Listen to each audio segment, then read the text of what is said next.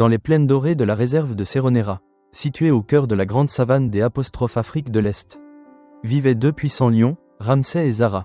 Leurs silhouettes royales ont orné les vastes étendues pendant des années alors qu'ils parcouraient sans crainte le territoire à la recherche de proies. Mais Seronera changeait. Une sécheresse prolongée a asséché les rivières et les lacs profonds. Les herbivores ont migré à la recherche de nourriture et la compétition entre prédateurs est devenue de plus en plus féroce. Ramsès, un mâle majestueux à la crinière anthracite aux reflets dorés, et Zara, une gracieuse chasseresse aux yeux ambrés, estimaient que leur maison ne pouvait plus leur offrir d'avenir. Après une nuit particulièrement dure sans un seul morceau de nourriture, ils ont pris une décision qui allait changer leur destin à jamais. L'aube du matin avait à peine effleuré les étendues dorées de la savane que Ramsès et Zara quittèrent derrière eux des terres familières pour partir à la rencontre de leur destin. Ils se sont déplacés vers le nord, guidés par des instincts transmis de génération en génération. Ramsès marchait devant, son corps musclé se tendant à chaque pas, ses yeux scrutant inlassablement l'horizon à la recherche de danger. Zara le suivait, s'arrêtant de temps en temps pour renifler les odeurs inconnues de nouveaux territoires. Les jours et les nuits passèrent et les deux lions poursuivirent leur interminable voyage à travers la savane. Le 4e jour du voyage, ils furent confrontés à leur première véritable épreuve. Une meute de 12 hyènes, sentant des étrangers sur leur territoire, les entoura près du lit d'une rivière asséchée. Les hyènes avançaient, montrant leurs dents jaunes et poussant leurs rires sinistres qui résonnaient dans toute la savane.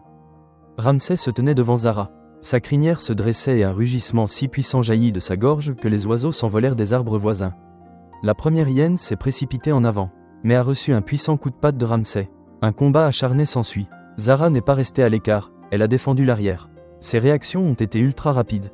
La bataille a duré près d'1 heure avant que les hyènes ne se retirent, laissant 2 hyènes blessées au sol. Ramsès et Zara ont gagné, mais non sans perte. Une profonde coupure sur le côté du mâle suintait du sang et Zara boitait sur sa jambe avant. Pendant 3 semaines, le couple de lions s'est déplacé vers le nord, traversant un territoire de plus en plus inconnu. Il y avait peu de nourriture et les blessures reçues lors de la bataille contre les hyènes guérissaient lentement. Une nuit, alors qu'ils traversaient une large rivière, l'eau boueuse a soudainement mousse et l'immense gueule du crocodile s'est brisée, attrapant presque la patte arrière de Zara. Seule sa grâce innée et la rapidité de ses mouvements lui ont permis d'échapper à une mort inévitable. Ayant débarqué, épuisés et mouillés, les lions continuèrent leur chemin. La nature a testé plus d'une fois la force d'un couple de prédateurs.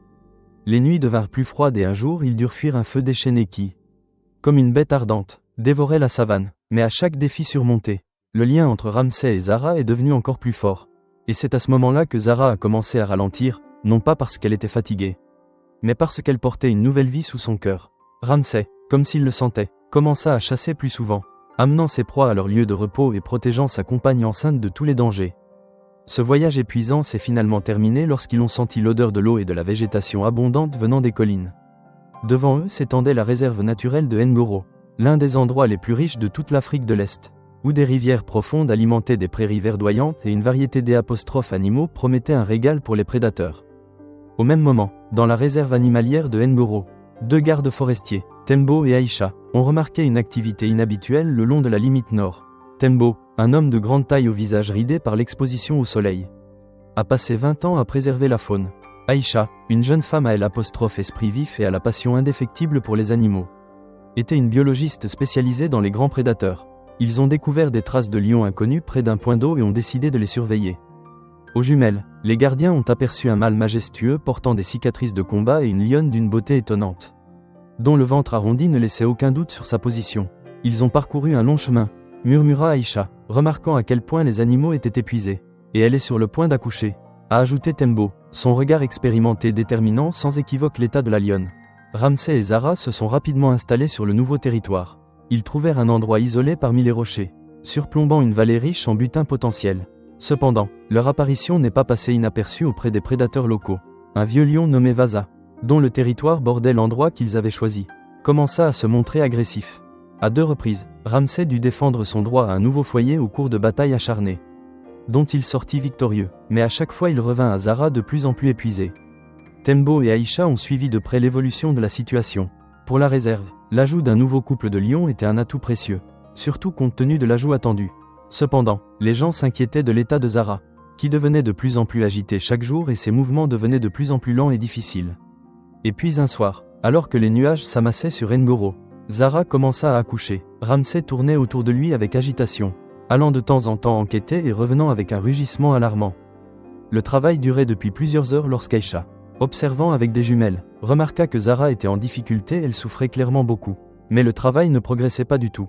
Nous devons aider, a déclaré Aïcha, la voix tremblante d'émotion. Tembo hésita. Au fil des années de travail, il a vu de nombreux cas où la nature décidait cruellement mais équitablement du sort de ses créatures. Cela ne vaut pas toujours la peine d'intervenir, a-t-il répondu, mais Aïcha lui a rappelé que ces lions ont parcouru un voyage incroyable. Surmonter tant d'obstacles, leur histoire se terminera-t-elle vraiment par une tragédie? À 2 pas du bonheur? Un orage éclata au moment où les gardiens s'approchaient de l'endroit où se trouvaient les lions. La pluie tombait en jets continus, emportant le sol sous les pieds et recouvrant tout autour d'un voile gris. Ramsay accueillit la Jeep qui approchait avec un rugissement menaçant. Sa crinière était mouillée et collée à son corps. Mais même sous cette forme, il avait l'air intimidant. Zara gisait parmi les pierres. Ses côtés tremblaient à cause d'une respiration lourde. Ses yeux étaient pleins de douleur et de peur. Tembo et Aïcha savaient qu'ils n'avaient qu'une seule chance. Ils ont préparé tout le nécessaire pour une intervention d'urgence, un tranquillisant pour Ramsay et des médicaments qui pourraient aider Zara. Mais utiliser un tranquillisant signifiait laisser Zara sans la protection d'un mâle. Et Vaza avait déjà été repéré dans les environs. Qui pourrait profiter de la situation pour enfin affronter ses concurrents? Nous devons essayer sans tranquillisant, a décidé Aïcha, sinon nous risquons de nous perdre tous les 3. Tembo a accepté, même s'il comprenait à quel point leur décision était dangereuse. Lentement, parlant d'une voix basse et apaisante, ils commencèrent à s'approcher des lions. Ramsay se tendit, prêt à sauter. Ses yeux dorés enregistraient chaque mouvement des gens. Ses oreilles étaient collées à sa tête. Mais alors quelque chose d'étonnant s'est produit, épuisé par les gémissements douloureux de Zara. Il a semblé comprendre que ces étranges créatures à 2 pattes étaient venues les aider. L'Ève recula de quelques pas, gardant les yeux sur les gens qui approchaient, mais leur permettant d'approcher Zara. Aïcha, dont le cœur battait si fort qu'il semblait étouffer le tonnerre, fut la première à s'approcher de la lionne souffrante. Des années de formation et un talent naturel ont prévalu sur la peur. Elle a rapidement identifié le problème, le lionceau était trop grand et mal positionné. Avec un soin et un professionnalisme incroyable, elle a injecté à Zara un médicament qui stimule le travail et, avec des mouvements prudents mais confiants, a contribué à changer la position du lionceau. Tembo, quant à lui, gardait les yeux fixés sur Ramsay, prêt à tout moment à utiliser un tranquillisant si la situation devenait incontrôlable. En même temps, le lion semblait comprendre ce qui se passait. Son regard se balançait entre Zara et les gens, mais il n'attaquait pas. Une autre demi-heure d'attente douloureuse s'écoula. La pluie s'est intensifiée, transformant le lieu de naissance en un véritable marécage. Et soudain, Zara poussa un dernier et puissant gémissement. Et à ce moment-là, un petit lionceau naquit. Aïcha a rapidement examiné le bébé, s'est assuré qu'il respirait et l'a soigneusement placé à côté de sa mère. Zara, malgré son épuisement, a trouvé la force de tourner la tête et de commencer à lécher son petit. Ramsay s'est approché lentement, a reniflé la petite créature et, à la grande surprise des gens, a levé la tête et les a regardés droit dans les yeux. Il n'y avait aucune menace dans son regard, seulement une nouvelle compréhension. Presque humaine, Tembo et Aïcha se retirèrent lentement, donnant aux nouveaux parents une chance d'être seuls avec leur petit. Ils retournèrent à la Jeep, trempés jusqu'au haut, mais le cœur débordant de joie et de fierté. Je l'appellerai Kyongo, a déclaré Aïcha, ce qui signifie « guerrier » en swahili, car il s'est battu pour sa vie avant même sa naissance. Au cours des jours suivants, les gardiens ont observé Ramsay et Zara prendre soin de leur petit. Kyongo s'est avéré fort et en bonne santé malgré son accouchement difficile. Il a grandi rapidement, devenant chaque jour plus curieux et actif. Zara s'est complètement rétablie après avoir accouché et est retournée à la chasse. Même si désormais elle s'éloigne rarement de son précieux bébé, l'histoire de la famille des lions ne s'est pas terminée avec la naissance de Kyongo. 2 mois après sa naissance, alors qu'Aïcha et Tembo patrouillaient sur le territoire, leur jeep s'est soudainement arrêté en pleine savane. Pendant que Tembo tentait de déterminer la cause de la panne, Vaza émergea des hautes herbes, un vieux lion au visage marqué, chassé de son territoire par Ramsay. Très probablement, Vaza, vengeur, surveillait les gens, croyant que c'était eux qui avaient aidé le nouveau couple de lions à s'installer sur son ancien territoire. Avec un rugissement menaçant, Vaza commença à s'approcher de la Jeep. Tembo et Aïcha n'avaient pas d'armes, seulement un tranquillisant, qui pouvait agir trop tard. Il semblait que leur sort était scellé lorsque Ramsay apparut soudainement derrière la colline. Il courait à une vitesse incroyable, son corps puissant comme un projectile dirigé vers l'ennemi. 2 lions s'affrontèrent dans un combat acharné. Vaza était plus âgé et plus expérimenté, mais Ramsay était plus fort et, plus important encore, il protégeait bien plus que son territoire. Il protégeait sa famille et les personnes qui avaient sauvé la vie de son petit. La bataille fut courte mais brutale. Vaza se retourna et, conservant le reste de sa dignité, se retira lentement, admettant sa défaite face à un ennemi plus fort et plus déterminé. Ayant gagné, Ramsay ne poursuivit pas l'ennemi vaincu. Au lieu de cela, il s'est arrêté non loin de la Jeep et a regardé les gens pendant un long moment, comme pour s'assurer que tout allait bien pour eux. Puis il se retourna lentement et retourna à son abri, où l'attendaient Zara et Kyongo. Tembo et Aïcha se regardèrent, choqués par ce qui s'était passé. Ils ne pouvaient pas dire avec certitude si Ramsay leur était réellement venu en aide intentionnellement ou si ce n'était qu'une coïncidence. Mais au fond, ils savaient qu'à ce moment-là un lien spécial s'était établi entre les hommes et les lions. Une compréhension mutuelle rare qui dépassait la relation ordinaire entre l'homme et la bête sauvage.